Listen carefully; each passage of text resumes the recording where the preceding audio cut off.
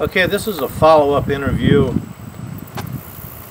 after, I guess, Hurricane Irene. Christina, my daughter, interviewed me earlier when I was boarding up the house, and you guys probably remember some of the comments we made. They encouraged me to do this again because we got so many hits, so I guess we just wanted to give you an idea of what has happened. I didn't really expect so many dwellings to be flooded up and down the east coast, and I didn't expect for Hatteras Island to be divided up so soon, like I knew would probably happen in the future. If the wind would have come around to the northwest instead of the southwest, Old Isabel Inlet would have cut out east of Hatteras, and Hatteras Village would have been isolated from Buxton. You can see a couple trenches if you ride down the Hatteras now where it started to cut out, and there's some holes in the road that's been filled. Actually, to the north of Buxton, where the old inlet cut out there, they call it Canadian Hole, that could have very easily cut out also. And the S-curves up here north of Rodanthe, as a matter of fact, did wash out, and you know about the washouts up in the Pea Island area. So I guess my prediction of the island being divided up in 4 or 5 islands has almost already come true, and it's not going to take 30 years for this to happen. But so many people have been affected from eastern North Carolina all the way to Vermont, like Binghamton in New York and Hatteras in New Jersey. Those folks are still facing floods now from not only Hurricane Irene, but this other little storm out of the Gulf just moved right over top of where Irene went, and there's tons and tons of flooding up in the northeast. And with our government's current economy problem, there's not going to be enough money to go around. So of course I'm concerned about the effects of Hatteras and the implications it's had.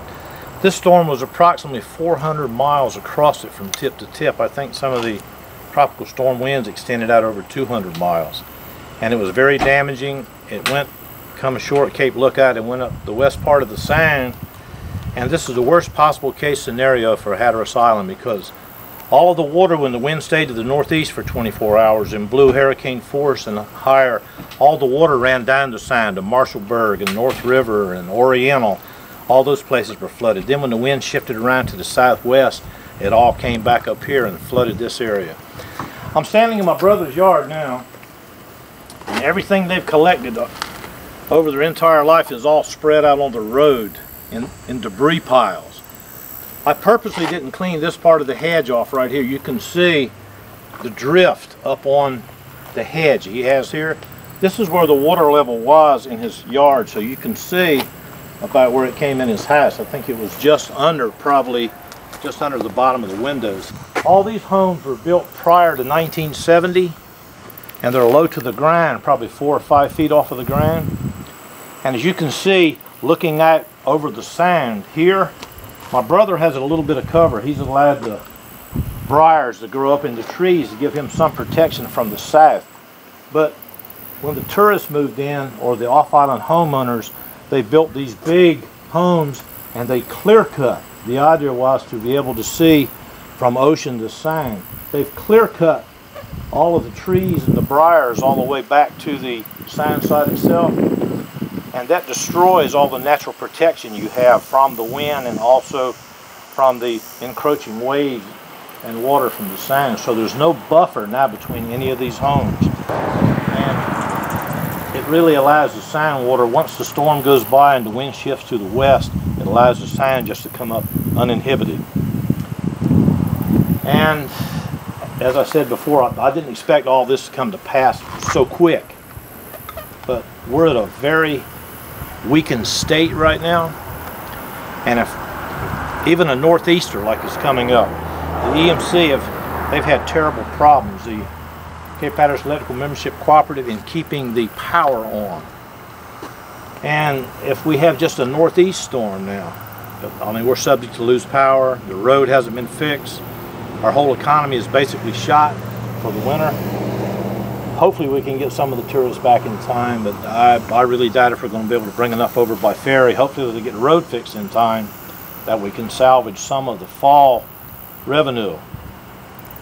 Our whole economy is based on the tourist dollar. We can't live without it. Okay, we're actually looking at my brother's house. I think Salvo. He's about, I think he's 16 years older than me, and I've basically been helping them and my cousins up here since the storm. We've been ripping out carpet and throwing away furniture and things of that nature. I was raised right back of him in a smaller house, and as I was saying, when I was a little kid, there were just narrow paths that actually went down to the sign where it was just wide enough for you to walk through, and there was narrow roads where you could drive a vehicle down. And we had plenty of protection from the sign. We had hurricanes, but as the tide came up, these heavy briars and marsh and stuff, they acted as buffers holding down the waves and giving you protection from the wind. And this was one of the largest storms I've ever seen. It wasn't the highest winds, but I would say it's the highest sound tide from the backside of a hurricane that has ever been in this area that I can remember any time. Water has never been in his house before. It just came up to all the churches are ruined here. All the older homes, they've got 24 to 26 inches of water. Basically this is basically my old hometown, and my whole family's up here. Now what really aggravates me, my mother was from Asbury Park, New Jersey, and my cousins were coming down here to stay in a rental cottage, and I only get to see them about once every 10 or 15 years. So Cousin Lynn, if you see this, I'm aggravated that I didn't get to spend some time with you.